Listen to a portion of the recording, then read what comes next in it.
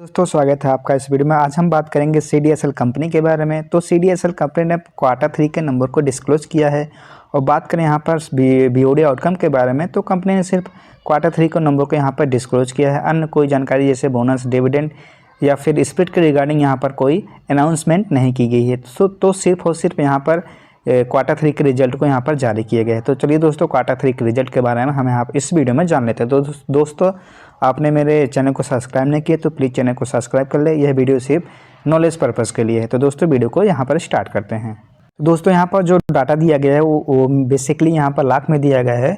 हम आपको करोड़ में बताने की यहाँ पर कोशिश करने वाले हैं। तो दोस्तों, बात करें इसके रेवेन्यू फ्रॉम ऑपरेशन के जरिए इसका कितना रेवेन्यू निकल कर सामने आ रहा है। पिछले साल 214 करोड़ रुपये और वही सेकेंड क्वार्टर में 322 करोड़ रुपये और अभी की बात कर लेता हूँ तो यहाँ पर 278 करोड़ रुपये यहाँ पर रेवेन्यू करती हुई नज़र आ रही है। तो ईयर टू ईयर यहाँ पर देखा जाए तो रेवेन्यू फ्रॉम ऑपरेशन में यहाँ पर मतलब बढ़त दर्ज की गई है, यानी कि उछाल देखा गया है।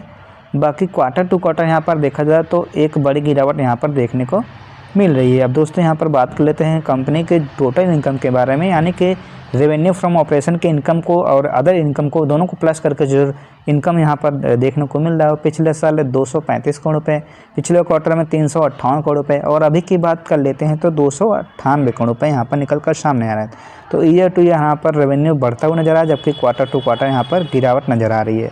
तो दोस्तों, अब बात कर लेते हैं यहाँ पर कंपनी की टोटल एक्सपेंसेस के बारे में, यानी कि कंपनी की टोटल खर्चे के बारे में। तो जो टोटल कंपनी का खर्चा यहाँ पर निकल कर सामने आ रहा है वो पिछले साल 89 करोड़ रुपये, पिछले क्वार्टर में 134 करोड़ रुपये और अभी की बात कर लेते हैं तो 130 करोड़ रुपये यहाँ पर निकल कर सामने आ रहा है। तो ईयर टू ईयर देखें तो यहाँ पर कंपनी का जो खर्चा है वो काफ़ी ज़्यादा यहाँ बढ़ता हुआ नज़र आ रहा है, जबकि क्वार्टर टू क्वार्टर थोड़ा बहुत यहाँ पर कम होता हुआ दिख रहा है। तो ईयरली बेसिस पर देखा जाए तो कंपनी का जो खर्चा बढ़ रहा है, जबकि क्वार्टरली बेस पर इसका खर्चा कंट्रोल में ही दिख रहा है। तो दोस्तों, अब यहाँ बात करें कंपनी के प्रॉफिट एंड लॉस के बारे में। तो जो कंपनी का प्रॉफिट एंड लॉस यहाँ पर निकल कर सामने आ रहा है वो पिछले साल यहाँ पर 107 करोड़ रुपये, पिछले क्वार्टर में आपको 161 करोड़ रुपये देखने को मिल सकता है, जबकि अभी की बात कर लेते तो 129 करोड़ रुपये यहाँ पर देखने को मिल रहा है।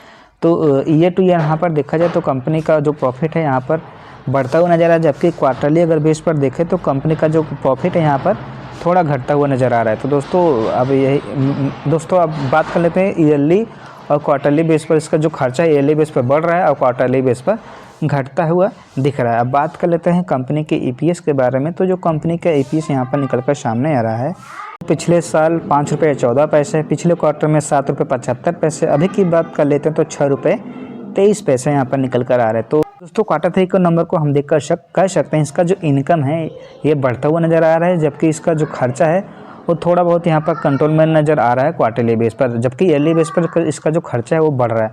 और प्रॉफिट यहाँ पर ईयरली बेस पर जो देखने को मिल रहा है वो बढ़ रहा है, जबकि क्वार्टरली बेस पर यहाँ पर थोड़ा कमज़ोर नज़र आता हुआ दिख रहा है। तो दोस्तों, ये था कुल Q3 का रिज़ल्ट।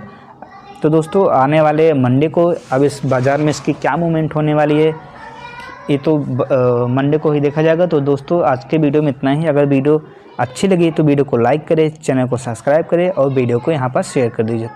तो दोस्तों, मिलते हैं किसी नेक्स्ट वीडियो में, तब तक के लिए बाय बाय।